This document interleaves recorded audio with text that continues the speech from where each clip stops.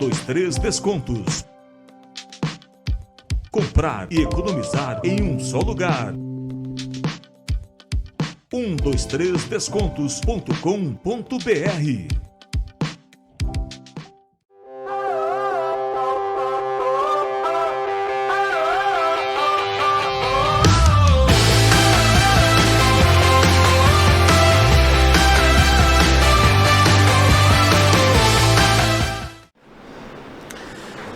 Olá, podcast Pelezinho no ar, sempre trazendo personalidades do esporte do Mato Grosso do Sul, do Brasil, Campo Grande.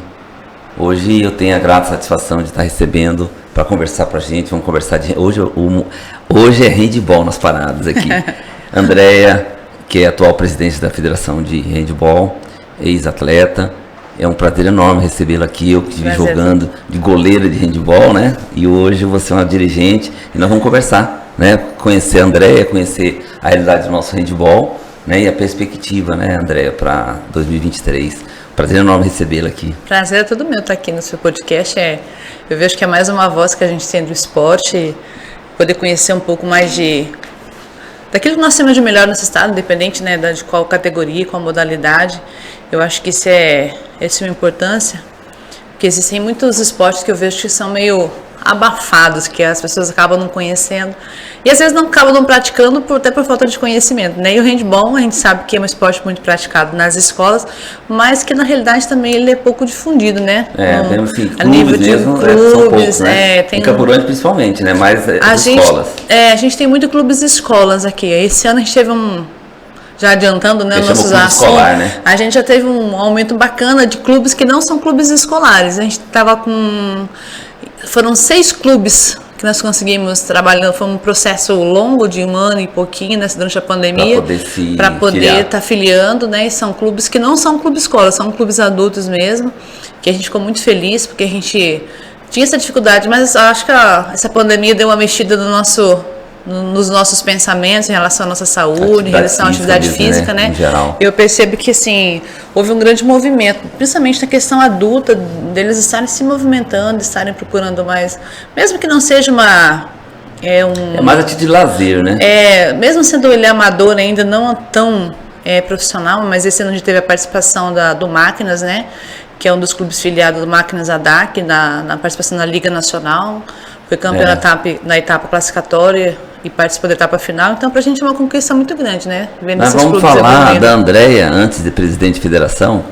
Vamos falar da Andréia, atleta, né? Assim, você é daqui de Campo Grande. Vamos contar um pouquinho da sua história, né? Vamos sim. Bom, eu sou Andréia, eu nasci, fui criada ali no Tarumã, perto da Copa Vila 2. A minha história começou no Colégio Manuel Bonifácio, Nunes da Cunha, né? Tá tentando lembrar o nome da escola aqui, Manuel Bonifácio. E até hoje é um referencial do esporte, né? Até hoje com cena.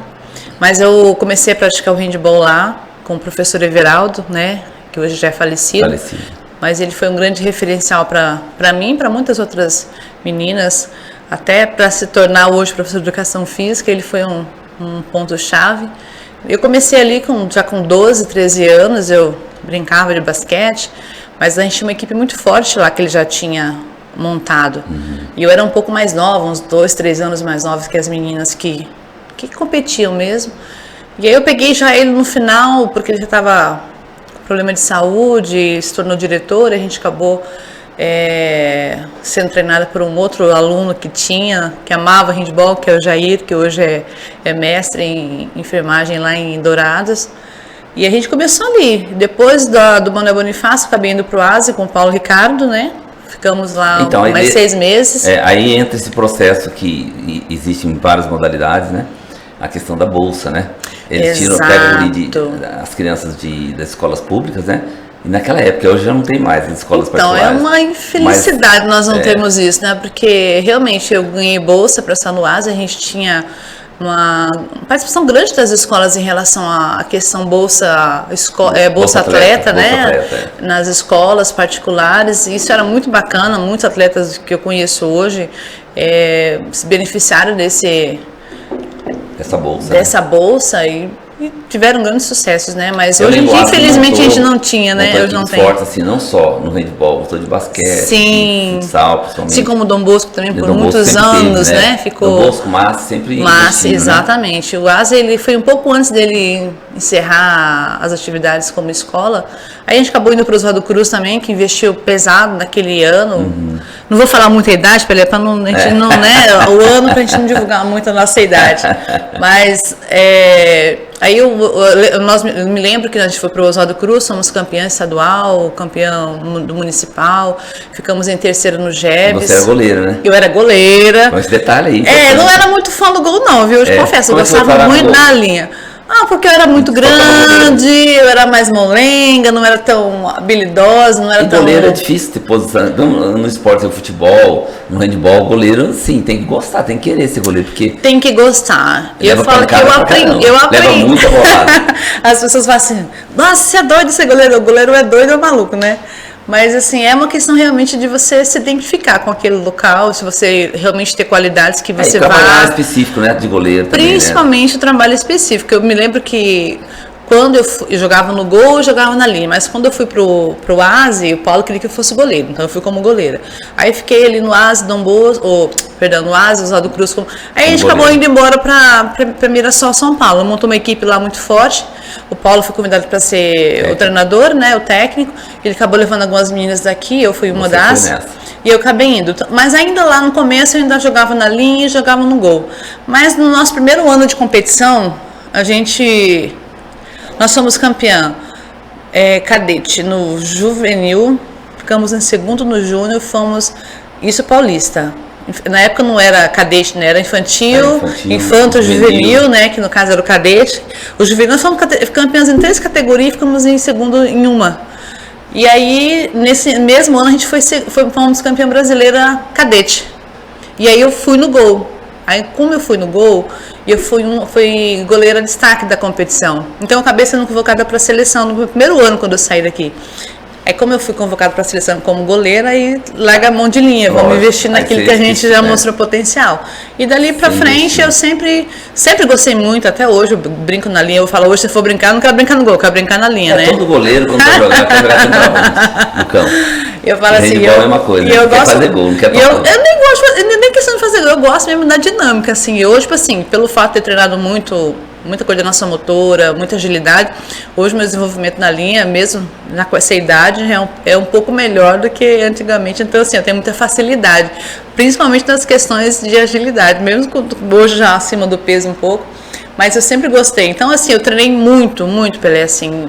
Eu me lembro que meu treinador de goleiros era o George, inclusive o irmão do Luciano, que jogaram handball por muitos anos aqui também, foi árbitro de handball aqui no estado. E ele foi assim, o meu mentor na área se eu conseguir, me destacar enquanto goleiro, eu devo muito isso a ele. Pelo trabalho específico, que não era pouco não, a gente era meio maluco na época, né? Muito, né? Em toda modalidade, assim, falo coletivo de goleiro, né? Que é o caso do futebol, futsal, handball, então assim... O que mais treina, o que menos trabalha, né? Às vezes, né? Você pega um time bom, a bola nem vai no gol, mas chega no treino e você rala ela pra treinar, rala muito. Eu me lembro que nossos treinos diários, eles eram eu estudava até 12:30 a escola, 2:30 eu tinha treino específico de 2:30 às 5, só de goleiro. Aí das 5:30 até as 7, 8 horas eu treinava normal com a equipe de quadro. Então assim, era sempre o dobro de trabalho, né? A gente treinava, ralava muito. Mas eu falo assim, que eu colhi muitos frutos. Desde que saí daqui... Então você chegou à seleção brasileira, cadete? Cadete. Eu era cadete, na realidade eu era cadete, mas fui convocada para juvenil no primeiro ano. Então eu já fui uma categoria acima da minha. Aí fui pro Pan-Americano em Buenos Aires, nós perdemos a final para a Argentina, né? Um triste começo da minha vida como seleção brasileira. Perder para a Argentina é pior. Perder para a Argentina lá na Argentina ainda não foi muito agradável. Mas também foi a única derrota que eu tive enquanto seleção para a Argentina, foi essa no começo. E nos outros anos eu fui seleção juvenil, júnior, né? Fui para 2 mundiais, inclusive um foi no Brasil, que foi em 95. Aí eu não ia falar, o ano falei. Falou, né? Em 95, depois a gente foi em Abidjan, na África. E foi muito bacana, assim. Fui melhor goleira em São Paulo desde quando eu fui embora daqui. Foram 3 anos cadete, juvenil, júnior, adulto, durante 4, 5 anos consecutivos. Então, assim, eu tive um repertório muito bacana fora daqui do estado. Você venceu muito, né? O handball, né? Sempre. Sim. E aí aconteceu a migração para a árbitra, né? Que eu sei que você é árbitra também. Então, porque foi assim, aí quando eu cheguei, eu tive uma pequena lesão no joelho, e aí eu comecei a pensar um pouco mais na frente, não como atleta, mas como pessoa que precisa de uma faculdade, precisa de uma profissão. E eu acabei optando por voltar para casa para estudar. Mas eu gostava muito. Você morou quanto tempo lá para fora? Morei 5 anos fora. 5 anos, em São Paulo. Dos 15 até os 20 anos. Uhum. Cidade que era? Morei em Mirassol, perto de São José do Rio Preto. E São Bernardo do Campo, no MESC ABC, que hoje é metodista, né? E eu falo assim, eu voltei, mas eu sempre amei o handball. Então, lá mesmo em Mirassol, eu já tinha feito alguns cursos de arbitragem, porque na região, hoje a Liga, né, que é o do nosso, inclusive hoje o diretor da Liga é o nosso diretor de árbitro nacional, que é o Rogério, que é um grande árbitro internacional, o Ilhas, a dupla News. Então, eles já tinham uma liga naquela região, porque era muito distante da capital, então as equipes pequenas que não tinham condições de transporte para jogar o Paulista, acabava jogando algumas ligas pequenas. E era uma região muito distante, então eles sempre precisavam de árbitros. Então a gente acabava fazendo curso, porque para ajudar, a gente também, as nossas atletas de base jogavam, então a gente acabava sendo bom para as equipes e bom para quem estava organizando. Aí a gente comecei apitando ali em São Paulo. Na realidade, meu primeiro curso de arbitragem foi em São Paulo. Aí quando eu deixei de jogar, que eu voltei para cá, eu ainda estava... Já larguei a faculdade para voltar, eu comecei do zero de novo, fui fazer cursinho na Massa, eu lembro que aquele ano joguei pela Massa e acabei entrando também na arbitragem. Josimar Debli era o presidente na época, ele foi um monte de ano, né? Foi, então, eu cheguei já no final, assim, eu peguei já um mandato dele, um pouquinho mais que um. E aí a gente acabou se tornando árbitro. Eu tenho a Val também, que é minha dupla, porque no handball as duplas são... A Val veio aqui comigo já. Ah, já veio aqui com você? Já. No handball...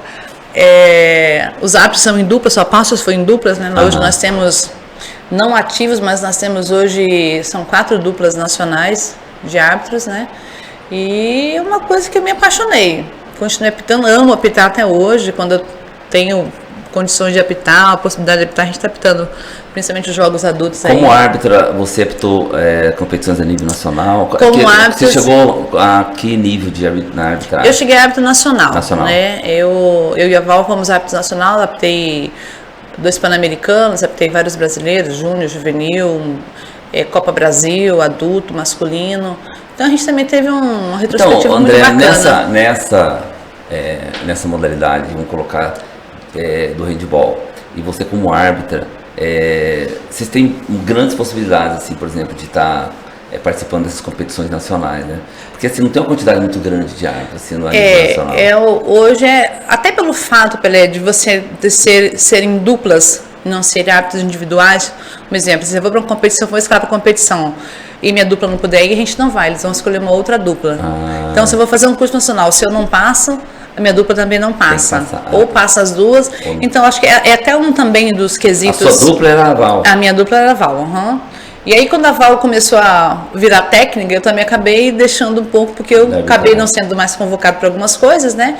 E eu acabei vindo para a federação e acabamos separando em relação à questão da arbitragem. Mas vocês tiveram um momento bacana na arbitragem. Sim, foi um momento da história da arbitragem no Brasil, em que mulheres não apitavam, né? Então tinham muito poucas mulheres apitando. Então nós tínhamos uma dupla, nós éramos uma das muito poucas. Tinham uma dupla em São Paulo, que era a Carla e esqueci o nome da outra árbitra lá, que eram bem antigas, que apitavam os meus jogos. Mas além delas, nós não vimos outras árbitras. Tinha uma em Goiás também. Aqui nós tínhamos a Clarice, né? Que foi uns ícones do handball. Exatamente. Então, quando a gente começou a desenvolver realmente, a gente era nova, a gente tinha 20, 22 anos, 23 anos. Então, a gente foi um futuro muito promissor dentro da arbitragem. Tanto é que hoje, eu falo que a gente abriu muitos caminhos, porque hoje a gente éramos 2, 3 duplas a nível nacional só, naquela época que tinha realmente. E hoje a gente vê aí, apesar de ter um longo tempo, uma longa caminhada, mas ainda existem poucas duplas, mas hoje já é muito maior. Hoje nós temos uma dupla já internacional, uma dupla de Temos uma gêmeas e tem mais uma dupla que são muito boas árbitras. Então, eu lembro que nós chegamos no Pan-Americano, que nós fomos apitar em Santa Catarina, em Blumenau. Que nós chegamos, tinha árbitros do sul aqui, do continente sul, da América do Sul, Centro-Oeste. E nós chegamos, nosso voo atrasou, a gente foi as últimas a chegar. Nós éramos a única dupla feminina a apitar aquela competição. Devia ter umas 15, 20 duplas, porque era cadete, juvenil, feminino e masculino. Né? Então eram 2 categorias em 2 naipes. Então eram vários jogos. E eu falo assim, quando a gente deu tão assustado, tipo assim, a gente sentia literalmente as luluzinhas no clube dos bolinha. Mas foi muito bacana, assim, eu devo muito... Mas essa é uma fase ainda de adaptação, né? Muito. Assim, as mulheres começaram a participar mais, a serem, assim, aceitas, né?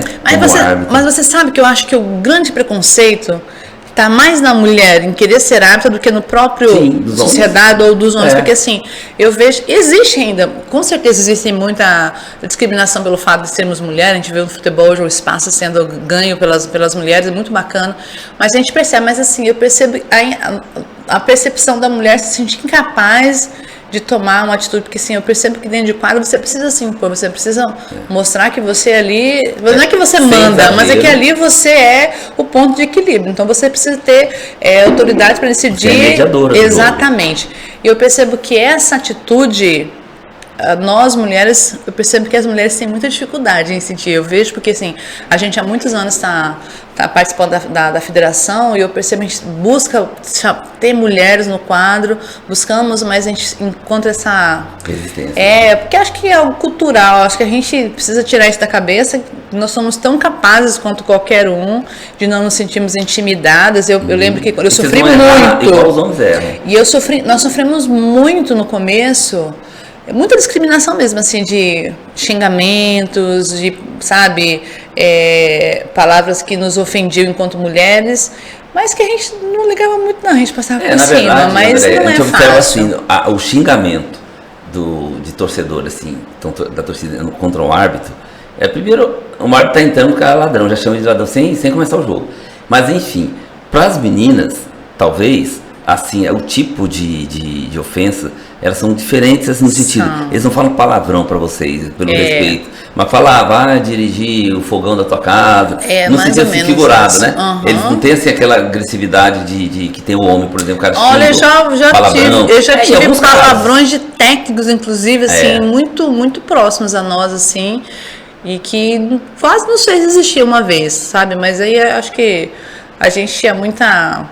A gente foi criado nesse sentido, tipo assim, eu acho que porque a gente teve um sucesso muito grande enquanto atleta, Pelé, a gente conquistou muita coisa enquanto atleta, a gente já demonstrou para nós mesmos que nós éramos boas no que nós fazíamos, que isso, de certa forma, nos blindava de algumas situações em que nós pudéssemos, algumas pessoas pudessem falar o que nos amedrontasse nesse sentido. Então, assim, eu vejo que, até hoje, eu acho que é uma das grandes conquistas que eu tenho. Não é nem ser presidente, é ser árbitro de handball. Mais do que ser presidente da federação, de estar hoje, não de ser, mas de estar presidente, é ser árbitro de handball. Assim, algo que me traz muito orgulho mesmo. Que foi assim, é pesado, né? O árbitro hoje, eu comentei, tem outras personalidades do esporte que tiveram aqui, dirigente esportivo, né? O coordenador de arbitragem, te trouxe aqui. E a gente observa que o grande problema da arbitragem, assim, por exemplo, é a questão realmente assim do respeito das pessoas, né? E de ambas as partes, André, porque existem árbitros, e eu sou prova disso, que eles são muito grossos, são grosseiros, eles são assim, petulantes, prepotentes. Então, acho que o errar faz parte do processo. O atacante erra, o goleiro toma gol, toma um peru, que a gente fala, né? Toma peru, e o árbitro vai errar também. Exatamente. Né? Só que eu acho assim, tem que ter um equilíbrio, tem que ter essa postura do árbitro. Eu acho que o respeito ele cabe em qualquer lugar, exatamente, né? De ambas as partes. Às vezes essa falta de respeito, ela é mútua, né? Porque o cara desrespeita o árbitro, desrespeita o técnico, e aí vira essa... Quem leva pior é o técnico, lógico, o árbitro tem o poder do cartão. Sim, né? sim. Mas isso também não pode ser uma arma, entre aspas, uma arma para usar contra o treinador, não. Isso é um recurso, para te né? blindar, por isso exemplo, é um dos seus erros. Sim. Eu acho que é importante Eu comentei isso aqui, eu estava com um coordenador de arbitragem do futsal, que eu vivencio mais ali, do campo é a mesma coisa. É a questão do respeito de ambos os lados. Eu acho que reclamar, ele faz parte do jogo. Porque, assim, no momento da situação... É um direito. É um direito que a gente questionar. Custa você falar só, desculpa, eu errei, desculpa, eu não vi. Então, assim, isso mata a reclamação do cara. Agora, você diz, fica a tua. Aí pronto, aí começa o bate-boca, né? Desnecessário, porque às vezes você errou, às vezes você não errou, o cara que tá errado, mas independentemente de quem esteja errado, se houver esse equilíbrio, eu acho que as coisas se superam com mais tranquilidade. Eu sempre penso isso, sabe? E você está correto, Pelé, assim, é uma das orientações, até porque no handball a gente não tem muito bate-boca, né? Assim, a gente não tem, é um pouco mais, eu falo que... É uma modalidade mais tranquila, até porque a gente preza muito por esse respeito, de atleta, com um técnico, com um árbitro, e eu realmente, eu entendo... Da modalidade, né? É uma característica da modalidade, exatamente isso. Mas eu percebo, assim, que existem pessoas e pessoas, né? Existem pessoas que, quando elas têm o poder de decidir algo, isso é caráter, isso não tem a ver com ser árbitro ou não ser árbitro, tem a ver com o caráter da pessoa. Ela se torna prepotente. Exatamente. Isso é tanto do lado de quem é técnico como do lado de quem é árbitro.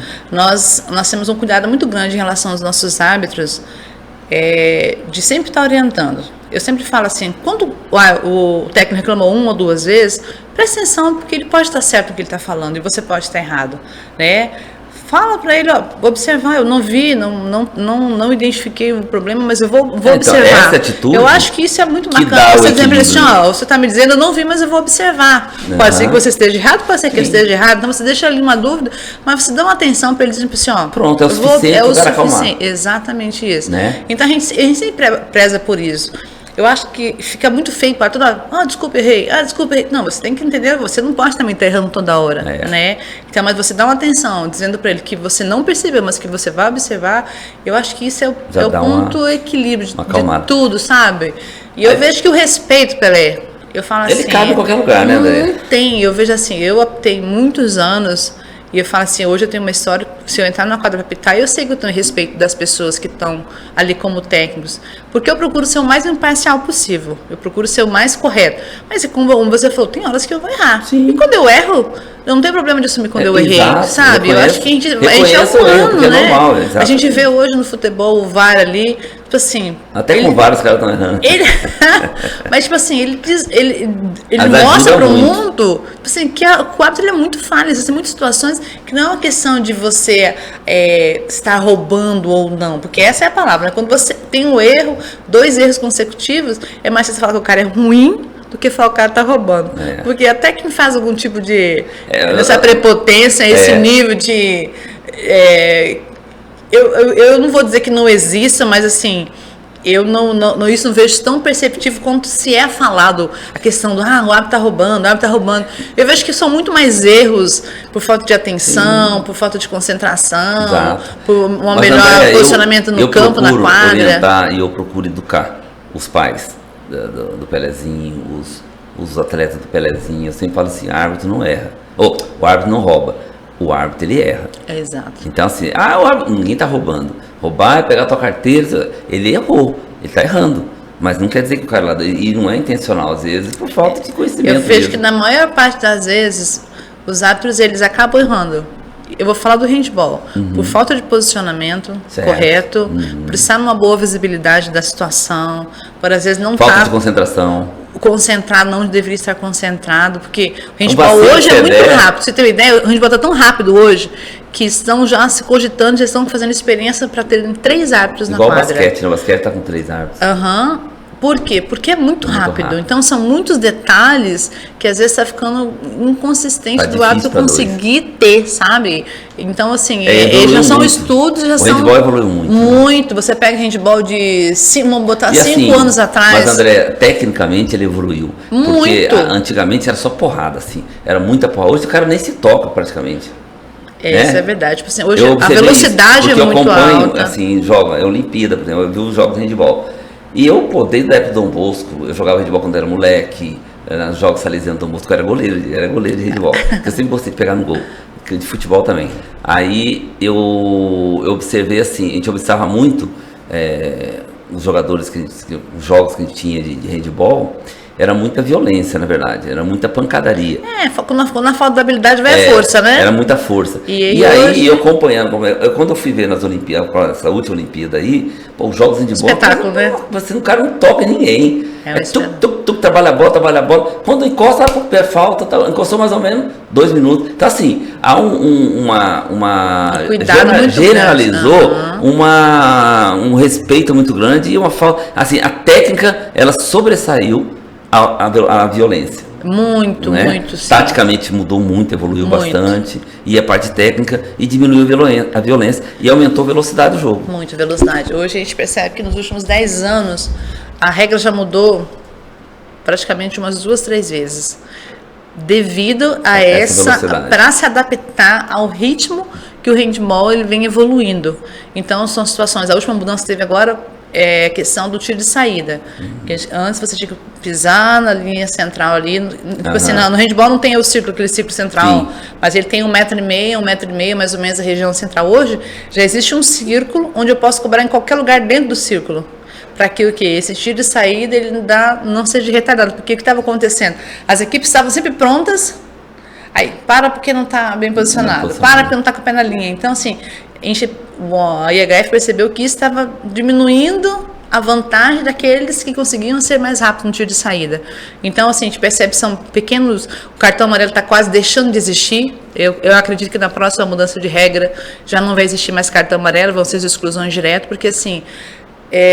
hoje entende assim que um cartão amarelo não é uma punição como é no futebol. Cartão amarelo é só uma advertência, você não pode fazer isso. Agora, como os caras dão uma porrada no outro, você vai dizer, não pode fazer isso. Então, você já começa com a exclusão, porque o atleta já está ciente do que pode e que não pode. Justamente para evitar esse contato excessivo, né? Que a gente percebia algum tempo atrás que era muito maior, os lances de lesão de ombro, de empurrões no ar. Então, assim, hoje as punições são muito severas para isso. A gente percebe que tem uns 8 anos, mais ou menos, a regra mudou. Hoje existe cartão amarelo, cartão vermelho e cartão azul.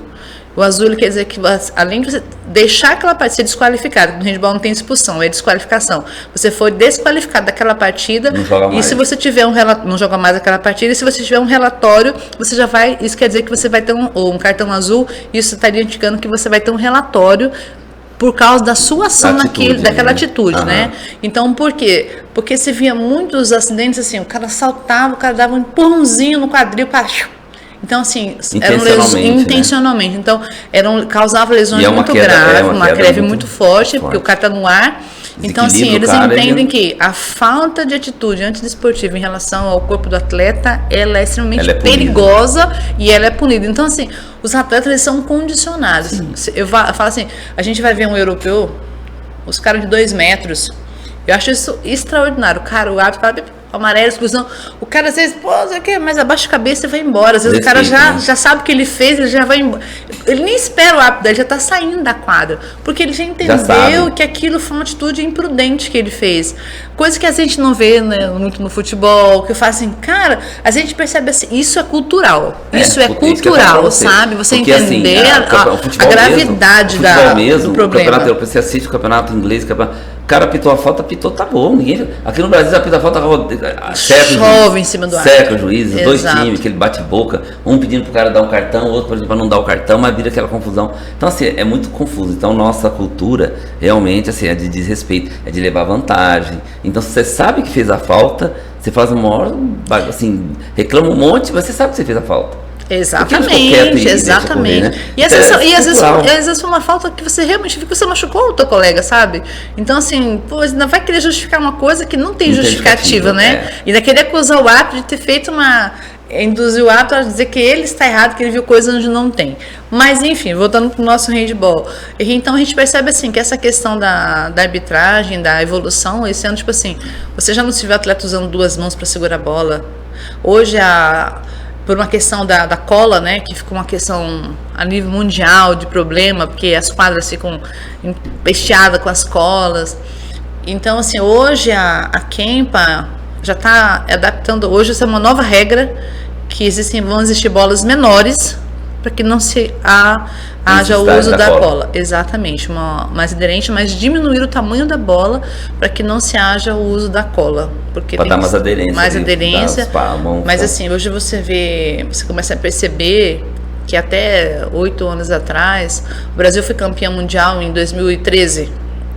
Quase 10 anos, temos 9 anos. E as mulheres já não tinham tantas habilidades para trabalhar bolas com efeito, roscas que a gente chama, bolas aéreas. Hoje você vê as mulheres trabalhando isso como se fosse qualquer homem. Pela facilidade então, muita da facilidade. Bola, né? E assim, a cola, ela tem uma grande influência em relação a essa evolução. Porque você tem uma melhor precisão de movimento de mão, porque a bola não sai da sua mão. Então, o cuidado para que não se perca essa evolução por causa da perca da cola, ela tem voltada a essa questão de diminuir o tamanho das bolas, para que se continue essa aderência. E você vê hoje, são jogadas espetaculares. Eu falo, a gente vai ver o Mundial, a gente teve agora a Champions League, e a gente tem muito atleta, principalmente no feminino, jogando. É fantástico você assistir. São jogadas extraordinárias de movimento, de mudança de direção, de roscas, bolas aéreas com rosca. São coisas assim surreais que a gente não tinha 10 anos atrás. E assim, Andréia, o handball bem jogado tecnicamente, assim, é muito bonito de ver. Ele é bonito de se ver. É que as pessoas não têm esse costume, nós começamos no início aqui. Ele não é divulgado, você não assiste assim. Mas a técnica, um handball com uma técnica tipo de seleção, de clubes assim, a nível mundial, é muito bacana de ver. Pelé, a gente tem vários, né, nos Instagrams da vida, a gente tem a Suíça sempre tem treinamentos que ela mostra. Nossa, é fantástico você ver os treinamentos da Suíça. Assim, os trabalhos de bola, como trabalham. Você fica encantado, são assim, hoje, movimentos, são recursos extraordinários. As seleções, né, os países que se destacam, assim, que são os papás. Hoje, a nível de mundo, é França, tanto masculino quanto feminino. A Holanda, que briga, tá aí, foi campeã olímpica dos 2 últimos ciclos, campeã mundial, né, A Holanda tanto masculino quanto feminino? Não, feminino, o masculino não. O masculino, a Suécia, França, Alemanha, são as cabeças ali de cima. Dinamarca. São as equipes serem batidas pelo Brasil. Dinamarca, França, se eu não estou enganada, esse ano foi Dinamarca Brasil, e França, se eu não estou enganada. O Brasil teve uns anos atrás, estava super bem. Né? Aí deu uma caída, assim, ele teve bons resultados de Olimpíada. Teve uma Olimpíada, a outra, acho que passada, que ele foi muito bem. Nessa agora não foi tão bem. Eu vejo que o masculino, eu vejo que o masculino hoje, ele está assumindo um patamar melhor do que o feminino. Assim, é uma crescente mais lenta, mas ele vem em constante crescimento. Eu vejo que o feminino, ele teve um tempo que ele, depois ali na época do Mundial, que foi campeão mundial, né, foi histórico, em 2013. Isso é 2013. Aí ele foi campeão, teve um pico dele, deu uma caída porque deu uma renovada, mas assim, hoje tem ascendência novamente, a gente tem hoje...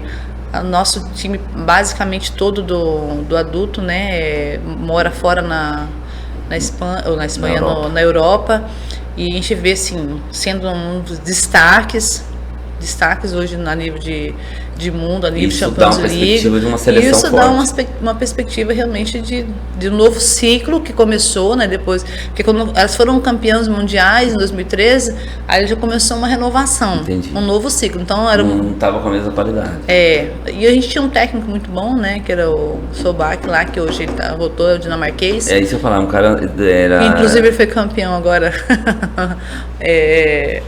Não lembro se ele foi olímpico ou se ele foi mundial agora. O cara é bom. A gente teve uma ascendência muito bacana com ele aqui no Brasil. Inclusive, esse ano ele estava no Brasil. Ano passado ele estava no Brasil. Não sei o que ele acha de ele dar um curso, mas ele estava aqui no Brasil dando uma... Tá, André, aí depois de tudo isso, como atleta e como árbitra, né? Teve toda essa experiência. Como é que você foi parar a presidente da federação? Na você realidade, depois do Josimar? Já foi você ou não? Não. Eu entrei agora, tá com... Quem era o presidente? Depois de mim foi o Leandro. Depois de mim, perdão. Depois do Josimar foi o Leandro. Teve 2 mandatos, né? E aí depois, quando o Leandro saiu, eu acabei entrando, assim. Eu nunca tive a pretensão, sabe, Pelé, de estar presidente, porque eu vejo que é um cargo bem político, eu tenho uma vida bem corrida, eu acho que você demanda um pouco mais de tempo para essa função. Mas, como eu era árbitra, e sempre ajudava o Josimar nessas questões mais burocráticas. A gente sabe que precisa, a federação ela não tem fins lucrativos, ela não tem recursos para isso, principalmente o handball. Eu sei que algumas das federações elas acabam tendo recursos das confederações, mas a do handball a gente não tem esse recurso. Então, assim, a gente trabalha em poucas pessoas que são voluntárias para fazer o administrativo, financeiro, sabe, departamento de arbitragem, tudo isso. Então, eu acabei, quando eu entrei na federação, eu trabalhei muitos anos no departamento de arbitragem.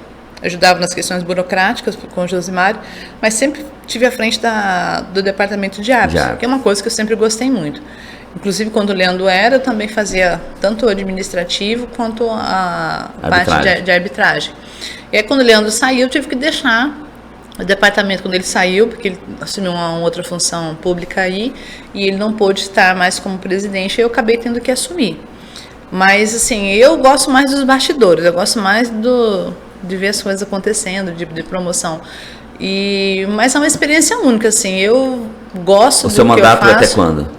Eu acabei de me reeleger agora o ano passado. Ah, tá. Então eu tenho mais 3 anos. Um ano já foi, né? Foi rápido demais, mais 3 anos aí. E com certeza é o meu último mandato também, porque daí se eu vou ficar mais nos bastidores. Eu acho que a gente precisa renovar essa galera que está subindo. E a gente precisa motivar pessoas a estarem, a quererem estar, né? Nessa e me fala função. Assim, agora dá um balanço de 2022 da federação, as competições que tiveram, como que tá. Esse ano de 2022, assim... A gente tentou começar em 2021, mesmo no final da pandemia, mas a gente não teve muito sucesso. As questões estavam bem difícil ainda. Mas esse ano de 2022 a gente começou assim... Eu acredito que até melhor do que a gente estava propondo. A gente conseguiu fazer 3 etapas nas categorias de base, que é mirim, infantil, né? A gente teve 200, 300 crianças participando por cada etapa. Chegou uma etapa que a gente teve quase 500 crianças participando dessas 2 categorias, Dourados, Carapó, mexendo no estado inteiro. A gente também teve o estadual em Aquidauana também, que foi nessa faixa de 400, mais ou menos, atletas. Esse estadual, várias categorias? São todas categorias, a gente só não fez o adulto esse ano porque a gente estava fazendo um paralelo à liga, que é uma competição que a gente sempre quis fazer. Ficou meio corrida, mas a gente fez a liga e depois a gente fez mais uma Copa FHMS adulto. Então a gente acabou tirando, porque o adulto tem uma dificuldade deles ficarem muitos dias fora para competir, né? Porque trabalham, porque tem faculdade. Então a gente optou por fazer a liga diferenciada e o estadual por etapas de finais de semana, que a gente consegue atender todo mundo, possa jogar mais de uma vez, é uma competição um pouco mais longa e que eles possam jogar um período maior. E o estadual, como é uma competição mais curta, a gente preferiu atender as categorias de base, até o júnior mais ou menos a gente teve. Mais ou menos não, até o júnior a gente teve. Mas o júnior já entra nessa mesma situação da dupla, porque já trabalham, aí não pode ir no sábado, sexta-feira à noite, não pode sábado de manhã, aí você fica com 2 dias. E aí vamos voltar a falar da questão da federação dos clubes, por exemplo, filiados, né? Sim. Hoje a federação conta com quantos clubes filiados? Hoje nós estamos com 12 clubes filiados. 12 clubes. 12 clubes filiados. É clube e clube escolar. Tem clubes escolas, como a PM do Eduardo Olímpio Machado, nós temos o ADAC, DAC Máquinas, nós temos a Ativa MS, que são realmente instituições, clubes, que não são escolares, né? Então, e aí, e essas competições? Bom, nós temos a Prefeitura de Chapadão, nós temos um clube de Dourados, temos o Fênix em processo de filiação, nós temos uma equipe de Corumbá. Campo Grande tem quantos? Aqui nós temos o Estilos, nós temos o Máquinas, nós temos... Tem mais uns 4. São 3 daqui, Unigran. São a 3. Unigran tem processo de filiação também. Aí nós temos Coxim, nós temos Chapadão do Sul. A maioria do interior. Isso é um fato muito bacana, porque a gente sempre teve muito handball em Campo Grande, né? Hoje a gente tem percebido que o esporte deu uma expandida, uma difundida no interior. A gente tem percebido assim, tanto é que nos últimos anos dos nossos estaduais, as equipes do interior, que são clubes, não são clubes não são escolares como a gente tem, elas têm sempre levado vantagem. A capital ela quase não tem ganho nos últimos estaduais que nós temos feito. O feminino, que a gente percebeu o feminino com uma queda muito grande de participantes, né? E não foi só aqui em Campo Grande, nível de estado. Eu converso com outros presidentes de federações também, a gente percebe que não é só no handball, isso tem acontecido também, né, em outras modalidades, essa queda de ter meninas fazendo esporte é uma coisa que nos preocupa um tanto quanto, E a nível de confederação também já se há essa preocupação, sabe? Existe um movimento hoje, inclusive a gente tem uma representante, uma psicóloga daqui do nossa capital, que faz parte desse movimento feminino no nível nacional, que é a psicóloga Claudenice Celeri, jogou handebol há muitos anos também lá no Manuel Bonifácio. Ela faz parte desse movimento que é para impulsionar, que é para, sabe, às vezes identificar pontos, por que não existe mais hábitos mulheres, por que por que o feminino tem caído tanto, o que tem acontecido, algumas coisas pontuais que a gente pode estar intervindo, que pode ser resolvido e pode haver ajudar a ter um crescimento maior nessa questão das meninas. Eu dou aula em escola e eu percebo assim, a dificuldade, eu tenho um fluxo muito maior de meninos, eu digo crianças, não estou dizendo nem adolescentes, não, eu digo 8, 9, 10 anos, de meninas, é uma porcentagem de 15, 20% em relação aos meninos e meninas. Muito grande. A não ser naqueles polos onde você já tem uma cultura feminina, igual era o Sander lá no Licurgo, o Edinaldo ali no Eduardo. Fora esses polos, você percebe que há uma defasagem muito grande de meninas praticando esporte, né? Falta de interesse no esporte. Falta de alguém motivar. Né? Eu acho que são N fatores, né, que influenciam. Eu percebo assim que a menina hoje está muito preocupada. É uma opinião meio pessoal minha. Você vê a precocidade sexual da menina muito cedo, de 10, 11, 12 anos, muito mais preocupada em estar se arrumando com as questões realmente de namoro, de né? Meninos, né? Desse relacionamento, do que de estar fazendo uma outra qualquer coisa. Porque eu lembro que algum tempo atrás a gente via, nessa idade as meninas não tinham essa preocupação, né? Hoje você já vê assim, aí nós temos também as redes sociais, as mídias, a mídia incentiva, né? E você acaba perdendo um pouco para isso. A gente tem que estar o tempo todo policiando, de alguma forma, tentando resgatar essas crianças para poder fazer um esporte, independente de qual seja o esporte, né? A federação para esse ano tem um calendário. A gente está em processo de formação, porque a gente depende de algumas questões a nível de confederação. Mas normalmente você faz uma competição aqui a nível municipal, estadual? Sempre a gente faz aqui a nível os festivais, que a gente chama de metropolitano, né? Que vem equipe de fora. Mas as categorias de base que eu faço sábado e domingo, a gente está. A nossa ideia é continuar fazendo. Sempre a nível estadual? Sempre a nível estadual. Qualquer um que quiser participar pode vir. E a gente está alongar um pouco mais a liga esse ano, fazer mais jogos, né, em etapas pequenas, para que joguem mais vezes, ida e volta. As escolas, por exemplo, vamos supor, uma competição da federação. Só participam federados ou pode uma escola, por exemplo, participar? Como que vocês fazem? A preferência são dos filiados. Mas como é que você faz isso? A gente abre o número de vagas, Se isso fechar, por exemplo, eu tenho 6 equipes, 6 equipes infantil, se isso fechar com os clubes, não tem vaga. Mas se os clubes não inscreveram, tem vaga sobrando, a gente abre e convida outras... Entra como convidado. Entra como convidado, exatamente. Que não são filiados. Que não são filiados. Aí os custos são diferenciados também, porque a gente entende que você tem que ter privilégio em estar sendo filiado, né? O clube filiado, ele tem os compromissos financeiros com a federação. Tem os compromissos. A gente entende, a gente tem uma resistência muito grande em relação a isso, porque... Quando a gente fala de... Talvez seja um fator que inibe a... Sim, é um fator que muitas pessoas elas não conseguem enxergar. Né?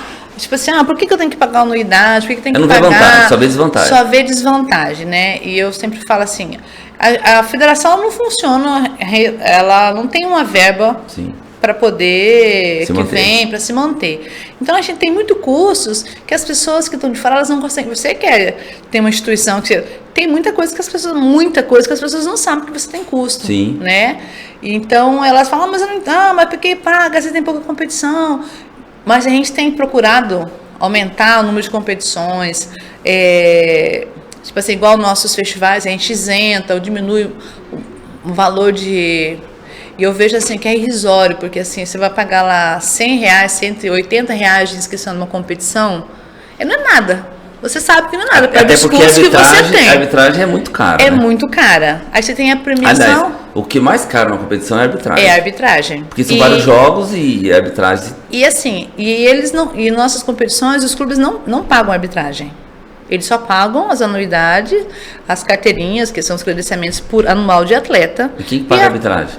Somos a federação, dos recursos que a gente tem, que a gente solicita para essas parcerias. competições com parceiros com a Fundesporte, que assim, é um grande parceiro nosso. Principalmente. Eu falo assim, tem até que parabenizar, né? Não vou falar de política, mas essa última gestão que a gente teve, para mim, que estou há 20 anos aí, e foi uma das melhores gestões que eu já vi, muito mais democrática para todos os esportes, sabe? Muito mais aberta. Então, assim, a gente preza para que isso continue. Com as federações. Muito. Não é com clube, eles não atendem clubes, ele atende federações. Mas os clubes foram beneficiados através das federações, federações, né? Então, o clube, através da federação, está tendo... Sim, que é uma das coisas que a gente tenta mostrar para o clube, né? Porque como a federação ela é a única instituição legalizada e oficial no nível de confederação do esporte, tudo que você vai fazer fora um brasileiro, qualquer outra coisa a nível nacional, você tem que ser via federação. Senão você não faz. Então, se você não for clube da federação, você não pode ter recurso, você simplesmente vira um clube de esquina, né? Tem as vantagens e desvantagens. Só que para que isso funcione, a gente precisa ter uma certa estrutura, mínima, mas precisamos ter uma certa estrutura, né? Então, a gente tenta, da melhor forma possível, administrar essas questões. Acho que a gente até deixa de, quando eu falo para os clubes assim, ó, se você for na federação de futsal, de basquete, todo mundo paga arbitragem. Então, assim, a gente acaba não tendo essa mesma facilidade de compreensão. Porque só tá lá, a gente vai falar de estrutura, de organização, realmente só vai conseguir falar quem tá lá. E nas nossas assembleias anuais, a gente tenta passar isso, né? Mostrar onde que tá, nos relatórios, onde foi gasto, onde não está sendo gasto. A prestação de conta ela existe, então as federações têm que ter essa prestação de conta aos clubes, né? Mas a gente vê assim, André, que a dificuldade que você tem lá no handball, as outras têm também. Todas as modalidades têm esse tipo de resistência, né? Em relação ao pagamento de uma mensalidade. E a gente principalmente, entende, né, e principalmente assim, você entender que quando é uma federação ativa, que está tendo competições, que as coisas estão... A compreensão era até razoável, entendeu? Quando você vê que você tem uma cobrança, mas não tem um retorno, é complicado. E aí entra o fator arbitragem. Às vezes você sabe que eu organizo competição também, você organiza, você faz tudo certinho, bonitinho. O árbitro erra, o cara mete o pau na organização. Sim. Sobra para a organização. Não é o árbitro, é a federação. É a organização, né? É a federação, não sei o que não presta. É isso mesmo. Então, assim, por isso que eu vejo, assim, eu dou muita importância. Nós conversamos aqui em relação à arbitragem. Eu dou muita importância, André, à questão da qualidade de atuação dos árbitros. Sim. Então, eu acho que tem que ter uma observação, tem que ter uma colaboração com os árbitros, assim, de estar indicando, que está propondo, que está fazendo com que eles melhorem realmente, né? Porque, assim, é um investimento em você mesmo. A gente sempre fala assim, ó, o Pelé sempre fala na federação, se as equipes forem ruins, a arbitragem tem que ser boa. Se as equipes foram boas, a arbitragem tem que ser melhor ainda. Tipo assim, porque o handball, a arbitragem é um processo do crescimento do handball.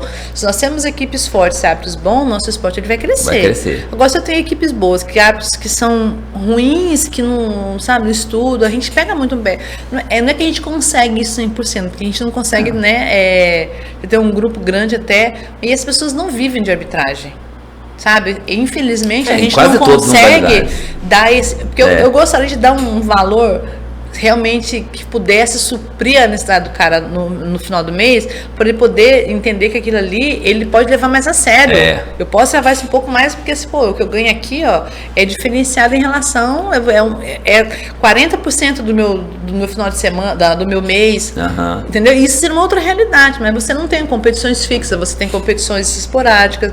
Então, assim, você cobra, mas de certa forma a gente também entende a dificuldade de ser árbitro, a dificuldade de ser clube, de pagar anuidade. A gente sabe. Para manter o clube é difícil, não é fácil. Principalmente os clubes escolas, as escolas elas dependem de verba. Tipo assim, você tem um clube lá, clube escola, na PM lá. Se ele não tem escola como parceira, se ele não tem outros meios, igual hoje, esse ano teve a Fundesporte com aquele projeto, com aquele fomento, aquele decreto, assim, você tem que ficar fazendo promoção. A gente sabe que isso é custoso, a gente sabe o quanto isso é difícil, né? E é cansativo. Você faz uma ou duas, você vai fazendo sempre, já vai caindo. E assim, a gente percebe que o profissional, ele cansa desse mês. Chega uma hora na sua vida que você fala, não quero fazer mais isso, cansei. E a gente perde muito porque a gente não tem esse apoio, principalmente financeiro, né, das instituições, a nível de governo. Eu falo assim, como isso é importante. Eu falo assim, tivesse um planejamento, uma política que ajudasse as federações todos os meses, como a gente teve esse decreto, mas não só um decreto, mas que isso fosse uma verba, sabe, para que ela pudesse se manter. Fazer o básico do esporte naquela modalidade, a gente teria algo tão diferenciado no nosso estado, porque assim, a gente vê que é um estado que ainda é pequeno em termos de população, mas a gente sempre destaca em tudo que a gente vai ver os frutos agora acontecendo no GEBs, do investimento da Fundesporte nesses últimos 8 anos que a gente teve, de melhor estrutura de alojamento, que passou para hotel, melhor alimentação, melhor tudo, melhor preparação. A gente viu os frutos. Isso não foi porque os atletas de ontem, não, foi um processo de 8 anos ali, das federações, né, dos pais, das escolas. Eles estão colhendo os frutos. Exatamente, mas isso leva um tempo para se colher, né? Sim. Você precisa plantar. O que a gente sonha, e eu creio que você também sonha, e todo mundo que faz parte desse meio esportivo, eles são políticas que realmente atendem as necessidades básicas do esporte. Que direciona, né? Que direciona essas verbas, recursos, né? Exatamente. Acho que é importante isso aí. A gente tem, assim, a cada eleição, a gente ganha. Alguns reforços, como a gente fala, né? De estar apoiando o esporte, de estar envolvido politicamente, para poder ter essa visão, né, para ajudar o esporte. Então, eu acredito, assim, eu sou muito otimista para as coisas. Então, acho que nós estamos evoluindo muito em vários aspectos, né? E tem muito que evoluir ainda. Mas acho que nós estamos no caminho. Então, a gente precisa realmente, assim, das pessoas que estão na frente, né? Tanto do lado político quanto do lado de federações, de clubes. Sim. Tem que se ajudar no sentido, assim, de quanto mais qualidade você fizer a sua função de presidente e o outro do técnico, o outro se cada um procurar melhorar nisso, com certeza a tendência é que as coisas melhoram no geral, né? Exatamente. Cada um fazendo o seu pouquinho, no final das coisas o montante final vai ser algo diferenciado, isso é verdade. É o que eu desejo isso para você nessa sua nova gestão, assim, são mais 3 anos, né, que você tem pela frente. E, assim, é um desafio grande ainda. Quizá a hora que você, daqui 3 anos, você falou que não quer continuar, mas quando você sair, você olhar para trás, você vê que você fez tudo que você pôde e deu certo muitas coisas para o handball, né? Eu acredito nisso e desejo isso para você. Obrigada, Pelé. Obrigado pela oportunidade de a gente estar falando, né, do handball aqui, pelo seu projeto, muito bacana ter esse podcast aqui. Sucesso também para você, muito obrigado. Que mais pessoas possam estar ouvindo, porque isso eu acho que é benéfico para nós. Sim, quanto mais pessoas souberem, conhecimento, né? É importante, assim, as pessoas, eu estou trazendo, assim, de várias modalidades, falando de pessoas, trago médicos, eu trago tudo que é nutricionista, veio a Marcela aqui, tudo que Marcela em prol... Crisóstomo, minha nutricionista, falando isso. Tudo em prol da qualidade do nosso esporte, né, de uma maneira geral. Então, fica aqui, né, assim, a intenção, o apoio. Eu sempre trabalhei com várias modalidades, como coordenador do Dom Bosco, como coordenador da Auxiliadora, coordenador da UCDB. Então, assim, tem várias modalidades, então a gente tem esse conhecimento, a gente sabe da necessidade das modalidades e as particularidades, né? Sim. E aí, por isso que eu falo assim, eu procuro sempre trazer modalidades, principalmente aquelas que, no caso do handball, né, que tá assim, que não tem tanta visibilidade. Sim. Mas a gente sabe da importância que tem o handball, que é uma modalidade muito praticada nas escolas, que essas pessoas não sabem, né? Às vezes você montar até time de vôlei, você não consegue, mas de handball você consegue montar um monte em escola. Então, isso é um fator assim que é interessante. E já veio aqui o Erivaldo, o doutor Erivaldo, que estava com a equipe disputando o campeonato. A Val veio aqui, nós conversamos muito, que ela foi atleta de seleção. Então, a gente, assim, na medida do possível, a gente vai trazendo as personagens do nosso esporte para poder passar como você, como atleta, como árbitra, como presidente agora. Então, é muito importante isso, é uma história, é um caminho que você está criando, que está galgando e que você vai deixar lastro, né? E são lastros positivos. Sucesso para você. O que a gente espera, um handball divulgado, a gente sabe que sozinho a gente não faz nada. Com certeza. Eu falo sempre para o pessoal que nossa logo é juntos somos mais fortes. E não tenha dúvida, porque a gente já tem pouco. Então, quando a gente se une, né, clubes, arbitragem, instituição, eu falo para os clubes assim, a federação só existe por causa dos clubes, né? Então não é a federação e são os clubes, não. Nós somos um só, a gente existe por um propósito, né? E a nossa intenção é que isso se torne cada vez mais forte, né? A nível de clube, temos mais equipes, mais atletas, a gente tem, mesmo com tanta pouca visibilidade, a gente está sempre exportando atletas, a gente tem uma atleta que foi do Edinaldo, que hoje está jogando lá em Sorocaba, Unimed Sorocaba, que são atletas, Ana Maria, que foi atleta daqui, né, saiu daqui do estado, foi para lá, hoje é dirigente dessa equipe, uma equipe que tem galgado lugares altos, participa da Liga agora, sabe, campeão paulista. Então eu vejo assim, uma menina está na ascendência, está indo para... Acabou levando uma goleira nossa daqui para lá, que era do Edinaldo. Hoje nós temos outra menina indo para o sul, né, Mariana. Então, assim, de certa forma, a gente está exportando atletas ainda, mesmo com tão pouco recurso, com tão pouca estrutura, né? E eu vejo, se tiver um pouquinho mais de estrutura, a gente vai, com certeza, vai estar deslanchando. Tem muito potencial, muitos atletas que tem muito potencial no nosso estado, muito mesmo. Desejo muito sucesso para você. Muito obrigado pela tua presença. Imagina, foi um prazer estar com você. Podcast Pelezinho termina por aqui. Semana que vem a gente está trazendo novas personalidades do esporte daqui do estado de Mato Grosso do Sul. Um grande abraço a todos.